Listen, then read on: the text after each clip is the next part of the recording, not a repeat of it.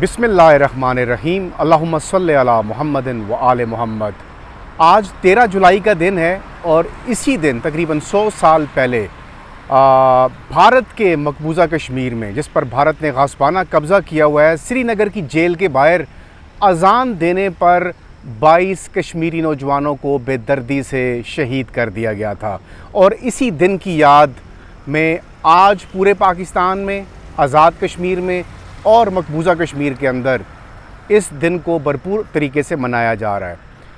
सवाल ये पैदा होता है कि 100 साल गुजर जाने के बावजूद भारत, जो अपने आप को एक सेकुलर स्टेट कहलाता है, क्या उसके अंदर आज कश्मीर में ये योम शोदा जो है, जो मनाया जा रहा है, क्या अब वहाँ ये जुल्म और बर्बरियत ख़त्म हो चुकी है या आज भी जारी है? आज के इस वीलॉग में इसके ऊपर तबसरा करेंगे और पाकिस्तान के ज़ेरे असर जो कश्मीर है उस पर बात करते हैं कि वहाँ पर क्या सूरत हाल है, और जो इंडिया के ज़ेरे असर कश्मीर है वहाँ पर क्या सूरत हाल है।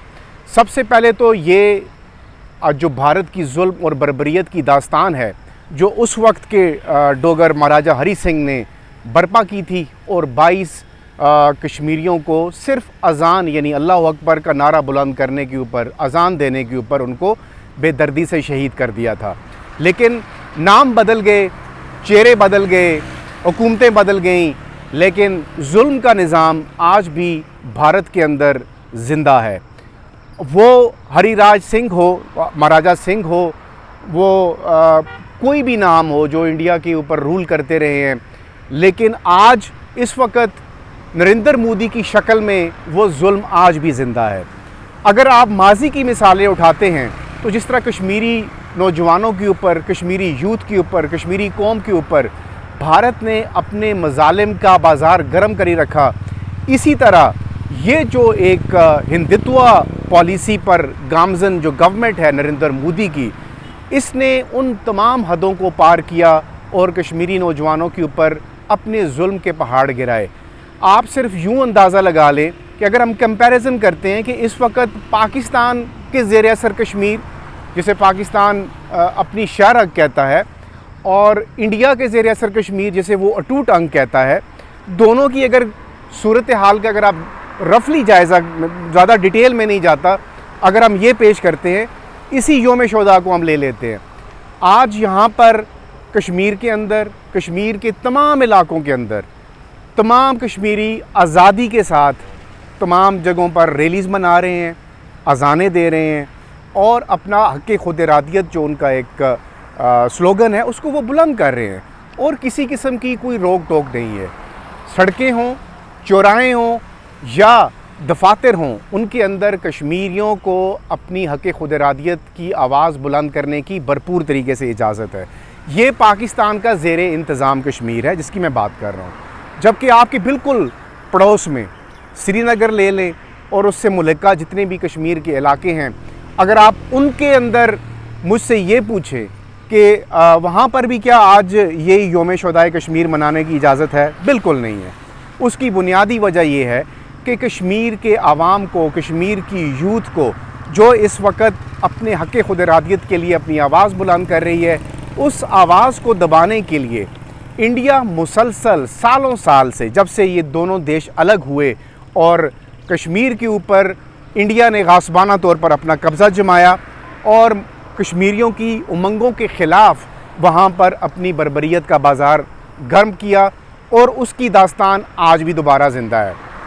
अब जायज़ा ये है कि जिस तरह मैंने आपको बताया कि यहाँ पर तमाम कश्मीरियों को अपनी हक़ खुद इरादियत मनाने की भरपूर तरीके से इजाज़त है। कश्मीरी अपनी मर्ज़ी से अपने मुल्क में रह रहे हैं, अपने कश्मीर में रह रहे हैं, और उनको हर किस्म की मजहबी आज़ादी हासिल है, उनको अपने त्यौहार मनाने की आज़ादी हासिल है, उनको अपनी शनाख्त बनाने की आज़ादी हासिल है।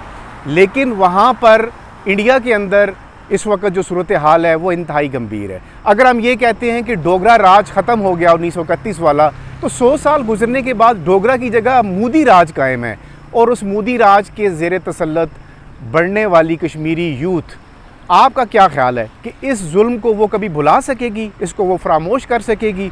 मतलब उनकी आज़ादी की जो तहरीक है और ये जो दिन है योम शोदाए योम शुहदा जो मनाया जा रहा है, ये दिन तहरीक आज़ादी, इस्तिकामत और कुर्बानी की इलामत बन चुका है। और अब हर कश्मीरी की ज़ुबान पर ये बात ज़ुबान ज़द-ए-आम है, इस जबर और इस जुल्म के ख़िलाफ़ वो यकजा हैं, वो खड़े हैं, वो डटे हुए हैं।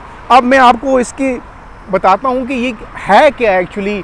जब ये सारा कुछ वहाँ पर हुआ और एक अज़ान देने के ऊपर आप इससे अंदाज़ा लगाएं कि मुसलमानों के साथ वहाँ पर इंडिया के अंदर जो एक बड़ी आबादी है मुसलमानों की, उनकी आवाज़ दबाने के लिए इंडियन गवर्नमेंट किस तरह के घिनौने जो जुराइम हैं वो उसमें मुर्तकब हो रही है। और इंटरनेशनल कम्युनिटी बारहा इन जो इंडियन गवर्नमेंट की तरफ से ये जो कर्ब्स लगाए गए हैं कश्मीरियों के ऊपर और ये जो जुल्म किया जा रहा है और ह्यूमन राइट्स की जो वायलेशंस हैं उनके ऊपर बारहा निशानदेही की जा चुकी है। लेकिन इंडियन गवर्नमेंट जो अपने आप को रीजन के अंदर एक बड़ा मुल्क बनाकर पेश करने की कोशिश कर रही है, उसका अगर असल चेहरा अगर आपने देखना है तो इस वक्त आप श्रीनगर चले जाएं, आप पुलवामा चले जाएं, आप कश्मीर के उन इलाकों में चले जाएं जहां पर कश्मीरी रह रहे हैं, आपको बिल्कुल हर चीज़ जो है वो पिक्चर क्लियर हो जाएगी। अब जब ये सारी सैंक्शंस जो कश्मीरियों की आवाज़ दबाने के लिए उस वक्त से, जिसका मैंने अभी जिक्र किया, जिसका आज दिन हम मना रहे हैं, उस वक्त से लेकर के अभी तक निज़ाम बदला नहीं है। जो कश्मीरियों के लिए जो निज़ाम है वो बिल्कुल वैसे का वैसा ही है। बाकी इंडिया के अंदर आप कह लें तरक्की भी हो गई, सारा कुछ हो गया, इकॉनमी भी बेहतर हो गई, आपने अपने दिफा के लिए बहुत सारे मिसाइल्स ख़रीद लिए, जेट्स ख़रीद लिए, आपने सब कुछ कर लिया, लेकिन आपने अपने ही मुल्क के अंदर एक अलग स्टेट, आपने ये साबित किया है कि आपने कश्मीरियों के साथ नारवा सलूक रखा है और 100 साल गुजर जाने के बावजूद आज भी उस सलूक में कोई कमी नहीं आई है। अच्छा, अब ये जब ये योम शुहदा की बात मैंने स्टार्ट में इसलिए की कि क्या जो उस वक्त एक अज़ान देने के ऊपर 22 कश्मीरियों को बारी बारी कत्ल किया गया, उनको शहीद किया गया और उनके खून से आपने कश्मीर को नहलाया, लेकिन क्या वो आवाज़ दबी? बिल्कुल भी नहीं। आज वो आवाज़ ज़्यादा तवाना है। कश्मीरी यूथ उससे कहीं ज़्यादा आगे, उनके अंदर शऊर आ चुका है, उनको अपनी आज़ादी की जो कोशिश है उसमें वो मुसलसल जदोजहद में हिस्सा ले रहे हैं। बावजूद इसके कि जो स्टेट टेररिज्म है, जो स्टेट की ताकत इस्तेमाल की जा रही है भारत की तरफ से इन कश्मीरियों के ऊपर, उसके बावजूद वहाँ पर आज़ादी की तहरीक दिन ब दिन परवान चढ़ रही है। अब हम देखते ही हैं कि नरेंद्र मोदी साहब ने इस पूरे अरसे में, जब से उनकी ये गवर्नमेंट है, तकरीबन 10 साल से ज़ायद का अरसा गुजर चुका हुआ है, उन्होंने इस पूरे अरसे में कश्मीरियों की आवाज़ को दबाने के लिए महाराजा सिंह से हटकर, यानी उस वक्त जो पिछले रूलर्स थे उनसे हटकर क्या ऐसी हरकत की हैं या क्या ऐसी सैंक्शंस लगाई हैं कि जो अभी कश्मीरी किस हाल में रह रहे हैं। मैंने आपको आज़ाद कश्मीर की बात तो बता दी। अब हम चलते हैं जम्मू और कश्मीर के जो इलाके हैं जो भारत के ज़ेर तसल्लुत हैं, वहाँ पर सूरत हाल क्या है। सबसे पहले इन्होंने UAPA, ये है अनलॉफुल एक्टिविटीज़ प्रिवेंशन एक्ट, ये जनाब 2019 में जब कश्मीर का स्टेटस बदला गया था और उसके बाद ये एक कानून था जो वहाँ पर इम्प्लीमेंट किया गया। ये एक इंसदाद दहशत गर्दी का कानून है जो 1967 में बनाया गया था, UAPA, ठीक है जी, ताकि मुल्क दुश्मन सरगर्मियों को रोका जा सके। लेकिन मोदी हुकूमत ने ख़ास तौर पर 2019 में इस कानून को सख्त करके इसका इस्तेमाल कश्मीरियों पर, कश्मीरी यूथ पर, सहाफ़ियों पर और इंसानी हकूक़ के कारकुनों के ख़िलाफ़ बतौर सियासी हथियार इस्तेमाल करना शुरू कर दिया। अब ये सिर्फ़ एक कानून है जो मैं वीलॉग लंबा हो जाएगा, मैंने इसमें जल्दी आपको इसको रैप अप कर देता हूँ। इस कानून की आड़ में कश्मीरियों के साथ हो क्या रहा है। यानी सबसे पहले इस कानून को जब इम्प्लीमेंट किया गया 2019 में और क्रैकडाउन लॉन्च किया गया कश्मीरियों के ऊपर, तो क्या हुआ, दहशतगर्द या रियासत, यानी दहशतगर्द या रियासत, पुलिस किसी भी शख्स को सिर्फ शक की बुनियाद पर 6 माह तक जेल में रख सकती है और उसे दुश्मन करार दे सकती है बग़ैर किसी चार्जशीट के। ये इस कानून का पहला आप कह लें। फिर ज़मानत तकरीबन नामुमकिन है इस केस की, यानी दहशतगर्द हो या पुलिस की कस्टडी में जो लोग होते हैं उनको दहशतगर्द भी करार दिया जा सकता है और उनको फिर इस कानून के तहत ज़मानत लेना इंतहाई मुश्किल काम हो जाता है। अदालतों को पाबंद किया गया है कि वो मुलज़म की बेगुनाही को नज़रअंदाज करें और जब तक सरकार इजाज़त ना दे उनको वो रिलीज़ ना करें। आप अभी इंडिया के अंदर जो रूल ऑफ लॉ है उसकी हालत को चेक कर लें। अच्छा, फिर तीसरे नंबर पे आता है मीडिया, सहाफ़त और हुर्रियत आवाज़ों को दबाना, यानी आज़ादी की आवाज़ों को दबाने के लिए भी इस कानून का इस्तेमाल किया जा रहा है। कई कश्मीरी सहाफ़ियों को, जैसे आसिफ सुल्तान हैं, सजाद गुल हैं और दीगर हैं, उनको सिर्फ इसी कानून के तहत कैद किया गया है। अब इसी UAPA जो कानून है, इसमें रिपोर्टिंग या सोशल मीडिया पोस्ट पर भी, या मतलब आप फेसबुक पर, इंस्टाग्राम पर या किसी भी सोशल मीडिया पर कोई आज़ादी की पोस्ट आप लगाते हैं तो ये कानून अमल में लाया जाता है और आपको फिर जो है वो फौरी तौर पर पाबंद सलासिल कर दिया जाता है और इसको गैर कानूनी सरगर्मियों में इसको समझा जाता है। आप आज़ादी इजहार की और आज़ादी राय की जो गुंजाइश है इंडिया के अंदर, जो सेकुलर स्टेट है, उसका अंदाज़ा आप इससे लगा सकते हैं। अब इसी कानून को लेकर के कश्मीरी यूथ को निशाना बनाया जाता है, तलबा और नौजवानों को निशाना बनाया जाता है। ठीक है, जो स्टूडेंट्स हैं उनको, और जो कश्मीर की आवाज़ बुलंद करने वाली कश्मीरी यूथ है उनको, उनके ऊपर दफ़ात लगाई जाती हैं और सोशल मीडिया पर पोस्टें लगाने वालों के ख़िलाफ़ उनको या वो आज़ादी का अगर नारा लगाते हैं तो उनको जेल में डाल दिया जाता है। ये है आज़ादी की हालत, आप इंडिया के बारे में बता रहा हूँ। अच्छा जी, फिर हुर्रियत रहनुमाओं पर इसी केस के इसी कानून के तहत मुकदमे बनाए जाते हैं। यासीन मलिक हैं, वो इसी तरह से उनको उम्र कैद की सज़ा दी गई बग़ैर किसी शफाफ ट्रायल के। फिर आसिया अंद्राबी हैं और उनकी जो साथी ख़वातीन थीं, उनको मुल्क दुश्मनी और टेरर फंडिंग के इल्ज़ामात लगाकर जेल में भेज दिया गया। अच्छा जी, फिर ये कानून है या हथियार है? ये कानून अब इंसाफ का ज़रिया नहीं बल्कि कश्मीरियों की आवाज़ दबाने का रियासती हथियार बन चुका है। रियासत इसको बतौर हथियार इस्तेमाल करती है और जब भी किसी कश्मीरी को जेल में डालना होता है तो इस कानून के तहत उनको फौरी तौर पर जेल में डाल दिया जाता है और फिर अदालतें भी कुछ नहीं कर सकती। अब ये सिर्फ एक कानून नहीं, एक खामोश गोली है जो बोलने से पहले मार दी जाती है और कश्मीरियों में आज़ादी मांगने का मतलब है कि वो कैद के बग़ैर नहीं रह सकते, उनको कैद कर लिया जाएगा। अब ये वो सारे मसाइल हैं जो इस वक्त कश्मीरी के लोग वहाँ पर फेस कर रहे हैं। ठीक है, आपको इंटरनेट, आज का दिन कश्मीरियों का जो दिन है, ये इसको बतौर योम स्याह के तौर पर मनाया जाता है और कश्मीर के उन शोधा की कब्रों पर जाने की इजाज़त नहीं है। इंडियन गवर्नमेंट ने ना सिर्फ जलसे जुलूसों पर पाबंदी लगा रखी है, वहाँ पर कर्फ्यू का नफाज है, वहाँ पर कश्मीरियों को एक से दूसरी जगह जाने पर पाबंदी है और सबसे बड़ा जुल्म ये है, अभी मुहर्रम गुजरा है, वहाँ पर मुहर्रम का कोई जुलूस नहीं हो सकता, वहाँ पर किसी किस्म के जलसे जुलूस की इजाज़त नहीं है। और अभी जो पहलगाम के नाम पर इंडिया ने एक ढोंग रचाया, उसके बाद वहाँ पर मज़ीद सख्ती हो गई।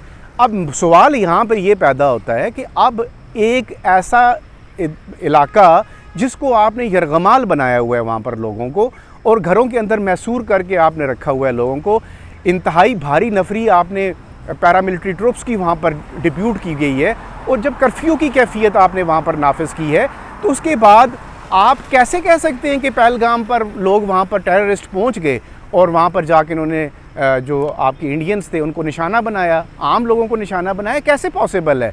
तो इससे आपकी अपनी क्रेडिबिलिटी के ऊपर बहुत सारे सवालात उठते हैं कि आपकी सिक्योरिटी किस किस्म की सिक्योरिटी थी। और आपके पहलगाम का इंसिडेंट आप बेनकाब हो जाता है कि ऑटोमेटिकली आपने ये जानबूझकर एक प्लांटेड किस्म का काम करवाया, एक स्क्रिप्टेड ड्रामा था जिसको सामने रखकर आपने फिर एक दफ़ा पाकिस्तान के ऊपर चढ़ाई की। लेकिन उसका फ़ायदा क्या हुआ?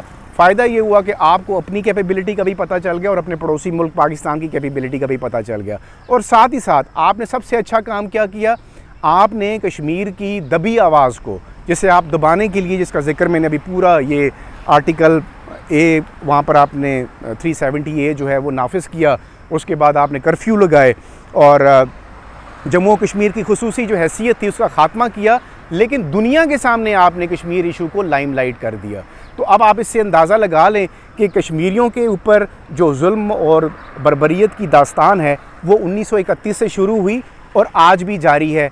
लोगों के नाम बदल गए हैं, वो मुख्तलिफ़ हुकूमतें बदल गई हैं, लेकिन इंडिया की जो स्टेट पॉलिसी है कश्मीर के हवाले से वो आज भी वही है। और कश्मीरियों की आवाज़ को दबाने के लिए आए रोज़ इंडियन जो हुकूमत है वो ताकत के इस्तेमाल से, जबर के इस्तेमाल से, जुल्म से वो कश्मीरियों की ये आवाज़ दबाने की कोशिश कर रही है। मेरे पास और बहुत सारी चीज़ें हैं, मैं छोटी छोटी आपको फ़ौरन बता देता हूँ कि इस वक्त वहाँ पर सिचुएशन क्या है।